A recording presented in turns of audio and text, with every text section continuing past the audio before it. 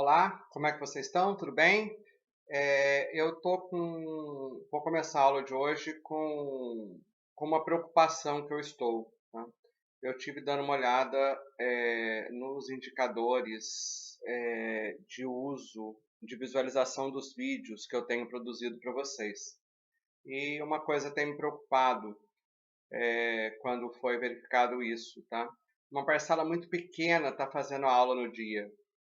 Boa parte da turma está fazendo atividade no dia da entrega. E isso é uma coisa muito preocupante, porque não sobra espaço para você tirar dúvida, né? E a dúvida ela é um elemento essencial para o processo do aprendizado, né? São poucos alunos que têm vindo até mim para poder tirar dúvida. E isso preocupa um pouco, tá? Então eu gostaria que pelo menos vocês olhassem o planejamento de vocês, tá? Se não fosse o problema da pandemia, você estaria indo para a faculdade nesta noite. Então pegue o vídeo e assista nesta noite, né? Dessa forma não vai acumular. Você vai demorar um pouquinho mais de uma hora para poder assistir o vídeo e fazer a atividade. E se você, vamos pegar lá, assistir o vídeo, um planejamento, tirar uma dúvida, uma hora e meia, tá? É menos tempo que você gastaria se locomovendo da sua casa até a faculdade, né? Eu sei que a situação está bem complicada, né? Pegou todo mundo de calça curta, alguns empregos chamando a atenção de vocês, né, para as atividades cotidianas lá no emprego, mas é importante que a gente tenha esse planejamento para que a gente não perca nenhuma atividade, para que as coisas aconteçam de uma forma mais tranquila, vamos dizer, tá? Vamos lá para a aula de hoje, né? Nós vamos falar sobre produção. Como de costume, um pouquinho antes da aula, nós vamos corrigir as atividades da semana anterior, né? Isso permite com que você visualize os seus conceitos e talvez até, quiçá, tirar alguma dúvida que tenha ficado da aula anterior. Então, vamos lá. Eu dei 3 perguntas para vocês. Antes da gente iniciar essa correção, a aula de hoje, se você estiver acompanhando pelo PDF, ele está nas páginas 75 a 83. E se você estiver no livro físico, das páginas 69 a 77, tá? Vamos para as correções da atividade 5. Né? Eu pedi para que você explicasse a utilidade marginal decrescente, né? A resposta padrão, vamos dizer assim, a resposta que se esperava de vocês, é alguma coisa parecida com isso. Eu gostaria ainda de lembrar que você não tem que copiar isso. A sua resposta tem que dizer a mesma coisa que a minha está dizendo, né? Aliás, é indicado que você não copie, né? Mas que você entenda esse conceito. Essas questões são muito importantes para que você reflita as coisas relacionadas à aula de hoje, né? A aula que foi ministrada. Então, a gente está revendo alguns conceitos que foi da aula anterior, né? A utilidade marginal decrescente, ela é uma perda decrescente por cada item adicional consumido. Vocês lembram da pamonha? Ela me dava muita felicidade, porque eu estava com muita fome, né? A partir do momento que eu comi a terceira, esta felicidade que esta pamonha me proporcionava, ela deixou de proporcionar, né? Quanto mais eu consumo o item, menos felicidade ou utilidade, que é como na economia nós chamamos, ela vai te proporcionar, né? Simples assim, tá? O que causa a mudança de oferta? Ela foi falada na aula com vocês, né? E ela são alguns itens, né? Questões naturais, falei para vocês da situação do arroz, né? Que tivemos intempéries naturais lá e que reduziu a produção de arroz, que é um dos fatores que está fazendo o arroz aumentar o seu preço na atualidade, né? Os preços dos insumos, o recurso, também vai mudar a situação da oferta. Quando eu aumento o insumo, eu diminuo o número de pessoas que estão dispostas a concorrer naquele mercado, né? E isso também vai alterar a oferta, né? A presença de mais ou menos concorrência, né? Se eu tenho muita gente vendendo meus produtos que eu estou vendendo, né? Automaticamente eu não posso vender, talvez até pelo preço justo, eu vou ter que concorrer nesse preço. Se eu tiver menos pessoas concorrendo, sou eu meio que estabeleço esse preço, é menos pessoas interferindo neste processo da oferta, né? A expectativa de aumento de preço futuro. Quando eu aumento a expectativa de aumento do preço futuro, automaticamente eu chamo mais pessoas para poder vir para esse mercado, né? Isso faz com que eu também altere a oferta, né? A lucratividade de bens correlatos, né? No caso, por exemplo, vocês lembram que eu dei o exemplo lá da gasolina, do etanol e do milho, né? Como uma coisa de alimento, né? É, por que que os produtores vão para o etanol? Porque é muito mais lucrativo você vender etanol, vender o milho para a produção do etanol, né? Eu estou falando aí no caso de uma produção de etanol nos Estados Unidos, que é feita a partir do milho, né? Do que eu estar vendendo grãos, né? No nosso caso aqui, ela vai interferir no preço da cana, né? As políticas governamentais, né? E isso não está restrito ao lugar em que você está produzindo. Ela pode ser um incentivo de uma política governamental para um país onde eu produzo alguma coisa para exportação, né? Isso também vai interferir nesse processo da oferta, né? Questões tecnológicas, né? Eu aumento essa quantidade de produtos disponíveis na oferta, né? E o aumento da disponibilidade de capital físico. Isso também é um dos fatores que vão interferir no processo da oferta, tá? Vamos para a terceira questão, né? O que causa a mudança de demanda, né? O que é demanda? É o consumidor indo lá procurar aquele item produzido, né? Nós já falamos da utilidade marginal decrescente, né? Nós temos aí um efeito renda, que é uma restrição orçamentária, nem tudo a gente tem dinheiro para comprar, isso também causa uma mudança na demanda, né? Automaticamente também a gente vai ter isso se eu tenho um aumento de renda da população, né? Quando nós temos um aumento de renda da população, automaticamente eu passo a ter também mais pessoas consumindo e isso vai alterar a mudança, a demanda, tá? E o efeito de substituição, né? Nós falamos da situação do efeito de substituição, como por exemplo, eu posso ir ao cinema num sábado à noite ou eu posso ir numa pizzaria, né? Quando eu posso substituir esse produto, né? Respondemos as 3 questões de hoje e vamos para a efetividade da nossa aula de hoje, que nós vamos falar sobre produção e o que a produção interfere.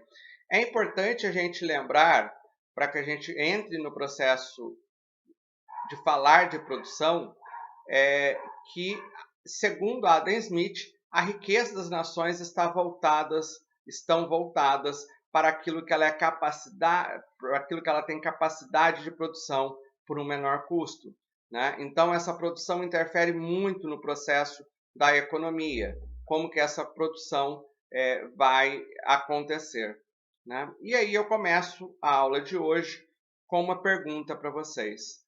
Quando eu tenho um aumento ou redução de pedidos, significa que eu tive uma mudança na demanda? Tá? A resposta para isso é não. Tá? Eu posso ter uma situação de um efeito temporário. Né? Digamos, para o momento de hoje, nós temos uma demanda muito grande para álcool em gel, para máscaras, que são situações que são pertinentes a este momento. Nós podemos perceber que os preços do álcool em gel já não estão mais tão altos quanto estavam na primeira semana que começamos esse processo da pandemia. Tá? Não adiantava eu virar todo o meu processo de produção, porque isso ia se equilibrar num determinado momento, a menos que eu tivesse uma capacidade de produção muito rápida, de uma resposta muito rápida. Então, quando eu tenho um aumento ou uma redução de pedidos, não significa que eu tive uma mudança na demanda. Tá? A demanda ela vai ser caracterizada por aqueles critérios que nós falamos agora mesmo, na hora que corrigíamos o exercício da aula anterior. Né? é ela que vai determinar essa situação, seja o efeito renda, seja o efeito, vamos até voltar lá, seja o efeito renda,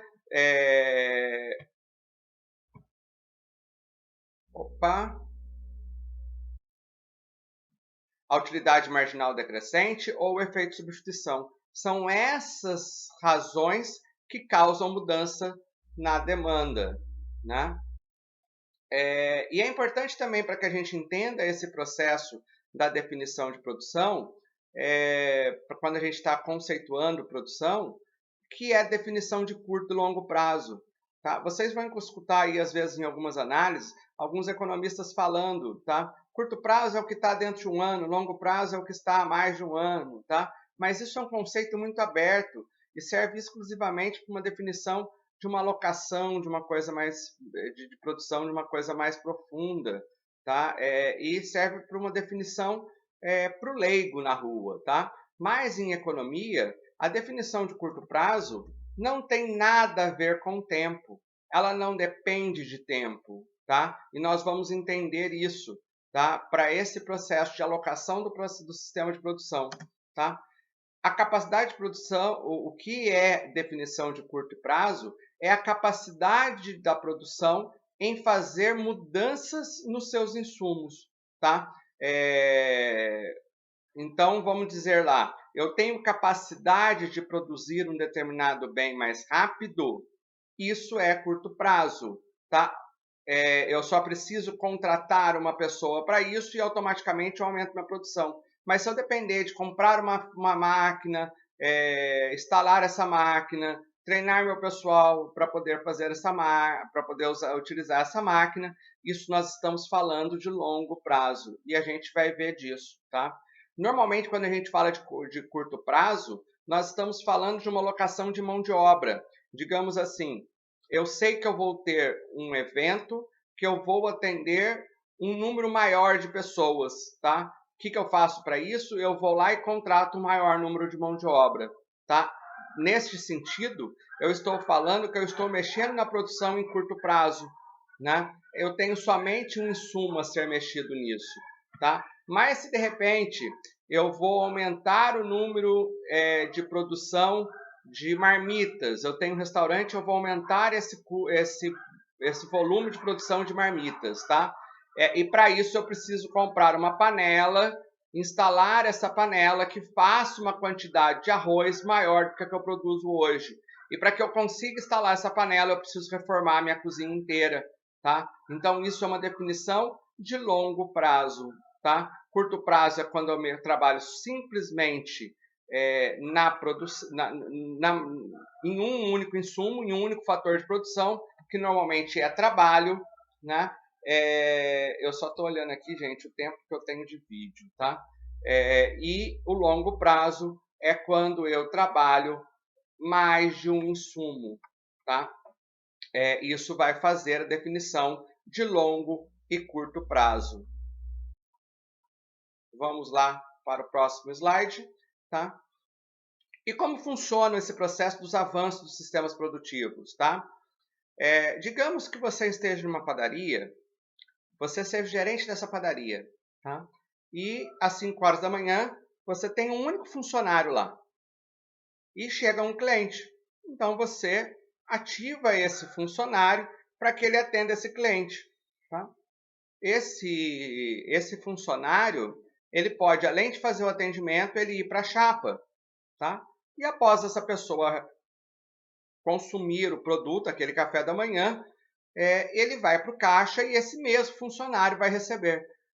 Então, perceba, eu tenho um único funcionário para atender ali uma ou duas pessoas, tá? Isso aconteceu às 5 horas da manhã, tá? Quando chega às 6 horas da manhã, o movimento da padaria começa a apertar, né? Ou seja, aquele mesmo funcionário não dá conta de tirar o pedido, tá? Para ir para a chapa produzir aquilo e ir para o caixa receber. Então você passa a contar com 2 funcionários, tá? É o mesmo funcionário que atende e faz a chapa e você tem um outro lá no caixa. Este modelo você tem uma capacidade de atender 10 clientes, tá? A economia chama isso, né, da mágica dos sistemas de produção. né? Nós devemos isso muito a Taylor, que mexeu nos processos de produção para aumentar a capacidade de produção, né? Tendo aquele processo da superespecialização, tá? Mas às 7 horas da manhã, o movimento é um pouquinho maior. Já não dá mais para aquele funcionário que estava no balcão fazer a chapa. Então você chama mais um funcionário. Mas percebam que o aumento aqui já não é mais tão grande quanto foi o aumento no primeiro momento. Num primeiro momento, eu dobrei o número de funcionários, eu tinha um funcionário e eu passei a ter 2, mas eu deixei de atender, passei a atender um cliente para atender 10, tá? Quando eu tenho 3 funcionários, esse aumento já não é tão grande. Eu passo a atender a 18 clientes, tá? Até que chega às 9 horas da manhã, né? Eu sou meio cabeção e eu viro e falo assim, opa, quanto mais funcionários eu tenho, mais eu tenho capacidade de atender, tá? E aí eu chamo 5 funcionários para poder estar às 9 horas da manhã. Tá? Só que o pico da padaria já passou. Esses 5 funcionários atendem 15 clientes só. Tá? E aí eu passo a ter um decréscimo no meu sistema produtivo. Vamos entender como isso fica melhor exemplificado aqui. Tá? O primeiro cliente às 5 horas da manhã, eu tenho um funcionário para um cliente. Às 6 horas da manhã, a padaria começa a ter um movimento mais apertado. Eu tenho 2 funcionários para atender 10 clientes. Percebam que aqui eu tenho um retorno muito positivo. Eu deixei ele aqui em letras muito grandes, tá? Para que a gente consiga entender esse processo. Eu não sei o que acontece com o cursor some. Esses retornos positivos, tá? Um único cliente atendeu 5 vezes mais clientes, né? Teve capacidade de atender 5 clientes, né? Cada funcionário, né? Esse retorno foi extremamente produtivo, né? A hora que eu chego às 7 horas da manhã, eu passo a ter 3 funcionários, né? E eu vou ter 18 clientes. Esse retorno, ele é positivo, tá? Mas ele já não é tão positivo quanto foi na primeira mudança, né? Aqui tem um errinho aqui no coisa que eu não arrumei ele na coisa, mas já vou corrigir aqui agora para vocês, tá? E depois eu arrumo no slide que eu vou disponibilizar para vocês, tá? Só um minutinho. Ela vai chamar aqui de retorno decrescente, tá? Eu vou até arrumar aqui agora já, tá? Para que a gente não fique com esta dúvida.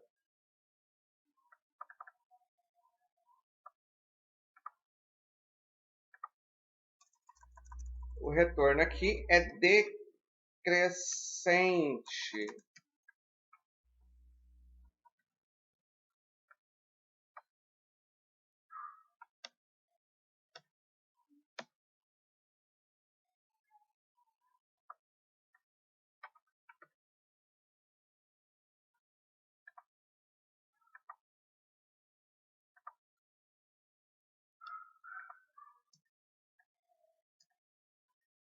Então, às 7 horas da manhã, eu já não tenho o mesmo ganho que eu tenho de 1 para 2 funcionários. E quando eu chego às 9 horas da manhã, os meus retornos são negativos, tá? Porque eu preciso, cada funcionário aí está me atendendo 3 clientes, né? E não mais 5 clientes do primeiro ali.